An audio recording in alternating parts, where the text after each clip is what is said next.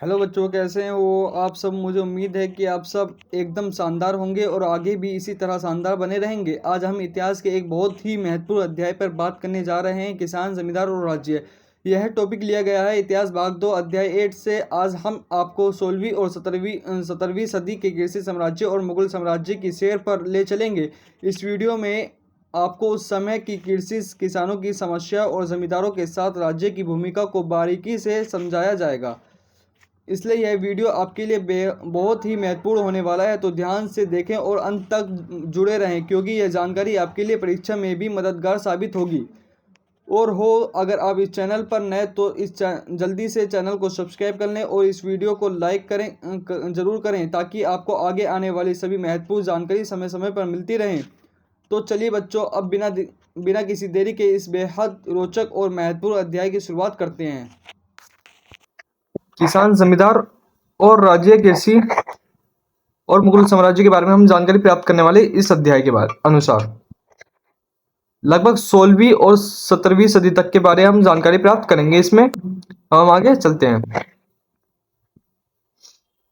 Number 1 पर आएगा 17वीं सदी के दौरान हिंदुस्तान में करीब करीब 85% लोग गांव में रहते थे। यानी जो 85 में 85% लोग कहाँ रहते थे? गांव में रहते थे। नंबर 2 पर आएगा छोटे खेतीहर और भूमिहर संभवत दोनों ही कृषि उत्पाद में जुड़े हैं। यानी जो खेतीहर हैं वो भी और भूमिहर जो हैं वो भी खेती में जुड़े हुए हैं। हम आगे चलते हैं। सबसे महत्वपूर्ण ऐतिहासिक ग्रंथ आइन ए अकबरी, जिसे अकबर के दरबारी इतिहासकार अबुल फजल ने लिखा था। यानी जो अबुल फजल थे उन्होंने क्या लिखा था? आइन ए अकबरी। ये सबसे महत्वपूर्ण ग्रंथ है ऐतिहासिक जो मुगल साम्राज्य के जो बारे में लिखा है वो आइन ए अकबरी में लिखा है। ये अकबर के दरबारी इतिहासकार के रूप में रहे।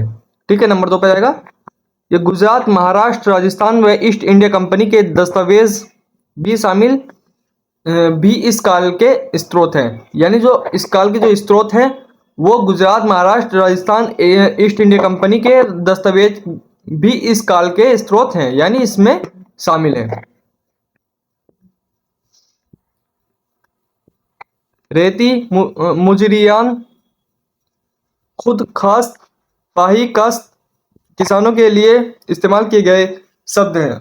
रियात, मुजरियान और खुद कास्ट, पाकी कास्ट किसानों के लिए इस्तेमाल किए गए हैं। किसके लिए? किसानों के लिए इस्तेमाल किए गए हैं। मानसून भारतीय कृषि की रीढ़ है। यानी जो बरसात वगैरह होती है वो भारतीयों के लिए क्या है? वो एक कृषि की रीढ़ है। यानी बरसात नहीं होगी तो खेती सही से हो नहीं पाएगी, इसलिए बरसात को क्या कहा गया? रीढ़ कहा गया है। किसका? किसानों के लिए। मौसम के दो मुख्य चक्रों के दौरान खेती की जाती है। जो मौसम के दो चक्र जो होते हैं, दो मौसम जो आते हैं उसमें खेती की जाती है ज्यादातर। नंबर 1 पर जाएगा आपका, एक खरीफ है पदार्थ में और दूसरी रबी वसंत में। वसंत ओ सॉरी पदार्थ में और वसंत में खेती की जाती है, खरीफ और रबी की। ठीक है। हम आगे चलते हैं अभी। कपास और गन्ने जैसे फसलें बेहतरीन जिन्स ए कामिल स्रोत फसलें भी तिलहन और दलहन भी नकदी फसलों में आती हैं। यानी जो कपास और गन्ने जैसे फसलें हैं वो बेहतरीन और जिन्स ए कामिल सर्वोत्तम फसलें भी हैं। जो कपास और गन्ने हैं वो एक बेहतरीन फसल भी है। तिलहन और दलहन, जो तिल और दाल भी नकदी फसल में आते हैं। या कौन सी फसल में आते हैं? नकदी फसल में। हमने 10th क्लास में ज्योग्राफी चैप्टर में पढ़ा था हमने। भारत एवं दक्कनी पत्थर की जमीन पर कपास उगाई जाती थी, जबकि बंगाल चीनी के लिए मशहूर था। जो बंगाल था वो चीनी के लिए क्या था? मशहूर था। अब हम आगे चलते हैं।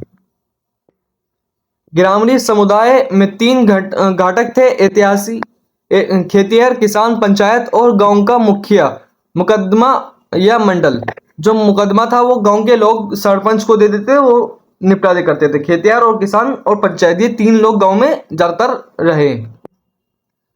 17वीं सदी में मारवाड़ में लिखी गई एक किताब राजपूतों की चर्चा किसानों के रूप में करती है। जो एक मारवाड़ी वाड़ है जो किताब है, वो राजपूतों की चर्चा किसानों के रूप में करती है। जिन गांवों में कई जातियों के लोग रहते थे, वह अक्सर पंचायत में भी विविधताओं पाई पाई जाती हैं। जो जिन गांवों में कई जातियां रहती थी, तो उसमें अक्सर पंचायत में भी विभिन्नता पाई जाती थी। कृषि समाज में महिलाएं मुद्दों के साथ कंधे से कंधा मिलाकर खेती में काम करती थी। कृषि में जो थी, महिला भी मर्दों के साथ कंधे से कंधा मिला के काम करती थी। काम काम तथा बुआई, निराई और कटाई के साथ भी बाकी के साथ कटाई के साथ साथ साथ पक्की हुई फसलों का दान निकालने का काम करती थी। कौन? महिला करती थी। ठीक है, हम आगे चलते हैं। ग्रामीण समाज में किसान और दस्तकारों के बीच फर्क करना मुश्किल होता है। यानी जो ग्रामीण समाज में किसान और दस्तकारों के बीच जो है फर्क करना मुश्किल होता है, किसानों और दस्तकारों के बीच। क्योंकि कई ऐसे समूह थे जो दोनों किस्म का काम करते थे, दोनों खेती भी करते थे और व्यापार भी करते थे। मसलन बुआई और सुताई के बीच या सोहाई और कटाई के बीच खेतियार किसान दस्तकारों का नाम भी काम दस्तकारों का काम करते हैं। ठीक है, हम आगे चलते हैं। सुहाई और कटाई के बीच ये खेतियार किसान दस्तकारी का काम करते थे। यानी जो सुहाई और कटाई के जो थे, वो ये खेतियार किसान और दस्तकारी का काम करते थे। समसामान्य रचनाएं जंगल में रहने वालों के लिए जंगली शब्द का इस्तेमाल करते थे। जो जंगल में रहते थे उनके लिए जंगली शब्द यूज करते थे। जंगल में जो रहते आदिवासियों कह सकते हैं। जमींदारों की समुद्र की वजह थी जमींदारों की समुद्र की वजह थी उनकी विशिष्ट व्यक्तिगत जमीन। इन्हें मिलिकियत कहते थे। यह निजी संपत्ति है। किसकी? जमींदारों की। क्या कहते थे? मिलिकियत। इनकी क्या है? ये मिलिकियत है, इनकी जमीन है ये। ठीक है, अब हम आगे चलते हैं। मुगल कालीन गांव में सामाजिक संबंधों की कल्पना एक पिरामिड के रूप में की गई थी। जो मुगल कालीन थी, गांव में सामाजिक संबंधों की कल्पना एक पिरामिड के रूप में की गई थी।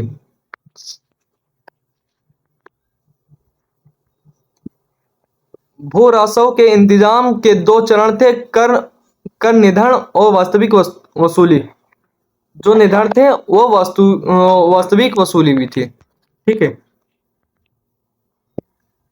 इटली के एक मुसाफिर जोवन्नी करेरी, जो लगभग 1690 ईस्वी में भारत से होकर गुजरा था, ना इस बात का बड़ा सजीव 1690 ईस्वी में भारत से होकर गुजरा था, ने इस बात का बड़ा सजीव चित्र पेश किया है कि किस तरह चांदी तमाम दुनिया से होकर भारत पहुंचती है। यानी जो चांदी है वो किस तरह भारत पहुंचती है, इस चीज का उसने पता लगाया। किसने? जोवन्नी कारेरी। ठीक है, हम आगे चलते हैं। आई होप समझ में आ रहा होगा। छोटी गणराज्य जहीं लोग सामूहिक स्तर पर भाईचारे के साथ संसाधनों पर और श्रम का बंटवारा करते थे। यानी जो गणराज्य जहां लीग थे, वो सामूहिक स्तर पर भाईचारे के साथ संबंधों और श्रम का भी बंटवारा करते थे। अयानपीत भागों का संकलन है, जिसके पहले 3 भाग पेशन का वर्णन देते हैं।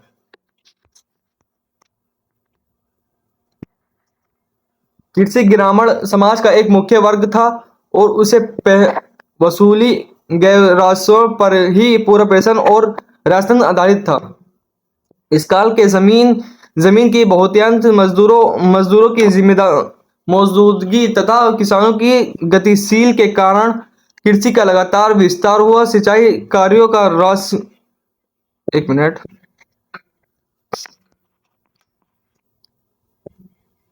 राज्य की मदद मिलती थी। किससे?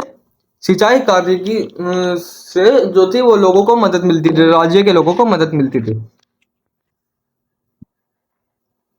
पशुपालन और बागवानी में बढ़ते मुनाफे की वजह से अहीर, गुजर और माली जैसे जातीय सामाजिक सीढ़ी पर ऊपर उठी।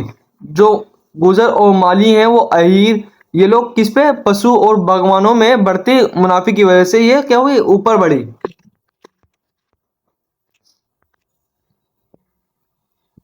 ग्राम पंचायत के अलावा गांव में हर जाति की अलग पंचायत होती थी। यानी जो एक ग्राम पंचायत होती थी उससे अलग एक और क्या बोलते हैं, जाति की एक अलग पंचायत होती थी। वो आज भी गांवों में देखी जाती है।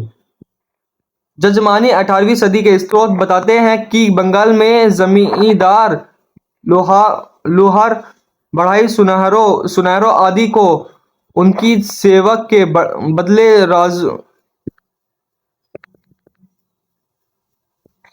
बदले रोज का भत्ता और खाने के लिए नकदी देते। इस व्यवस्था को जजमानी कहते थे। जो जजमानी थी वो क्या थे? जो काम करते थे उसके बदले क्या देते थे उनको? भत्ता और खाने के लिए नकदी दिया करते थे। नकदी एक रोटी का नाम है। ताकतवर लोग गांव के मसालों पर फैसले लेते थे और कमजोर वर्गों का शोषण करते थे। मनसबदारी व्यवस्था मुगल प्रशासन व्यवस्था के शीर्ष पर एक सैनिक नौकरशाही तंत्र मनसबदारी था, जिस पर राज्य के सैनिक व नागरिक मामलों की जिम्मेदारी थी। जो मनसबदारी व्यवस्था थी वो एक मुगल प्रशासन व्यवस्था के शीर्ष पर एक सैनिक नौकरशाही तंत्र था। यानी जो एक नौकरशाह था वो लोगों की देखभाल करता था, किस देश में किसकी आवश्यकता, किस चीज की आवश्यकता पड़ रही है, उसको नकदी कहा गया। अकबर के शासन में भूमि का वर्गीकरण। नंबर 1 पर आएगा पोलन। वह जमीन है जिसमें एक के बाद एक फसल की सालाना खेती होती है और जिसे कभी खाली नहीं छोड़ा जाता। पोलज, ठीक है, पूछ सकते हैं ये क्वेश्चन।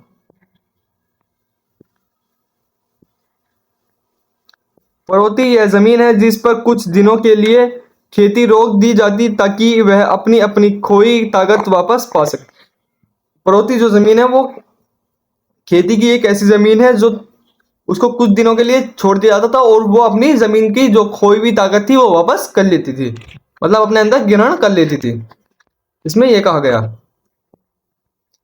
चाचर वह जमीन थी जो 3 या 4 वर्षों तक खाली रहती थी। जो चाचर थी वो 3 से 4 साल तक खाली रहा करती थी। बंजर वह जमीन है जिस पर 5 या उससे ज्यादा वर्षों से खेती नहीं की गई है। जो बंजर है वो 5 से ज्यादा वर्षों से उसमें खेती नहीं की गई है। भूरासव मुगल प्रशासन की आमदनी का प्रमुख स्रोत है, इसलिए पैदावार पर जो भूरासव मुगल प्रशासन की जो आमदनी थी वो किस पे था?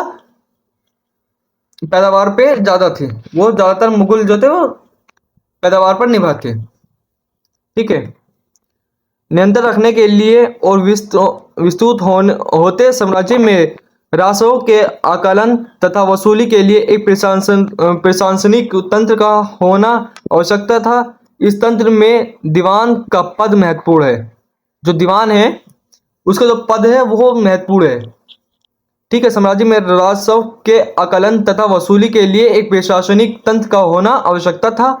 इस तंत्र में दीन या दीवान का पद दिया जाता था। दीवान आज भी अब गांवों में क्या हो गया? सिक्योरिटी हो गया। इसी तरीके दीवान था।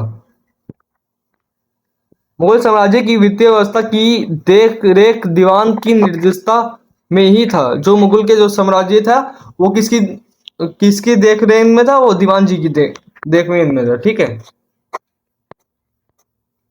आई होप आपको ये पूरा चैप्टर समझ में आया होगा, उम्मीद करता हूँ। और आपको कैसे भी कोई भी डाउट हो इस वीडियो से या किसी भी वीडियो से, आप मुझे इंस्टाग्राम आईडी पे मैसेज करके बता सकते हैं, और कोई सी भी प्रॉब्लम हो आपकी वो मुझसे शेयर करके पूछ सकते हैं। आपको एजुकेशन में या किसी भी चीज़ में हेल्प चाहिए तो मैं तैयार हूँ आपके लिए। मिलते हैं नेक्स्ट वीडियो में, धन्यवाद। मेरा इंस्टा आईडी है MS Academy.334, ठीक है।